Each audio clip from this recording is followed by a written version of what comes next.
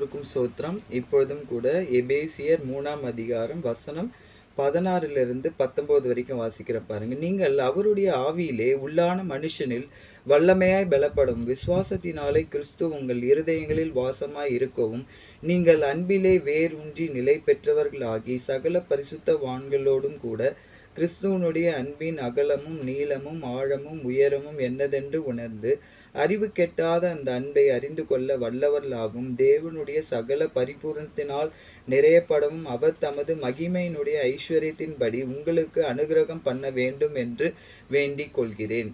இந்த வார்த்தையின் வழியாக தேவன் நம்ம ஆண்டரோட அதிக நேரத்தை செலவழிக்கணும், ஆண்டவர் நம்மோட நேரத்தை அதிகம் செலவழிக்கணும் அப்படின்றது தான் ஆண்டோடைய விருப்பமும் எண்ணமும் ஆசையும்.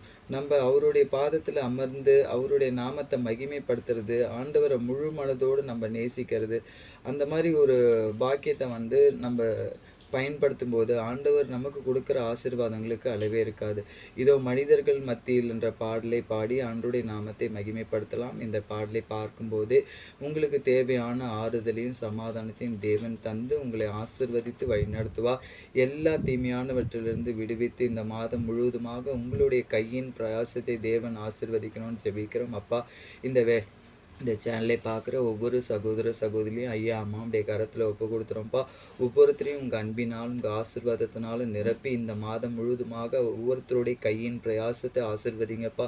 எல்லா பண தேவைகளையும் சந்திங்கப்பா. குடும்பத்தில் போதுமான சமாதானம் சந்தோஷம் நிலவ உங்கள் ஆசீர்வாதத்தினால நிரப்பப்பட எல்லோரும் உடைய பாதத்தில் அமர்ந்து உடைய ஆலோசனை பெற்று ஒவ்வொரு நாளும் ஆண்டவரை உங்கள் ஆசீர்வாதத்தோடு தன்னுடைய நேரத்தையும் காலத்தையும் செலவழிக்க நீர் தயவு தந்து ஆசீர்வதிக்க வேண்டும்படியாக ஜெபிக்கிறோம். அப்படியாக நீர் ஆசீர்வதித்து வழிநடத்த போவதற்காக உமக்கு கொடான கோடி ஸ்தோத்திரம் தகப்பனே, கொடான கோடி நன்றி ராஜா. எல்லா துதிகான மகிமை மெக்கே செலுத்துகிறோம் இயேசுவின் நாமத்தில் பிதாவே, ஆமென். ஸ்தோத்திரம். இப்போதும் நாம் எல்லோரும் சேர்ந்து இதோ மனிதர்கள் மத்தியில்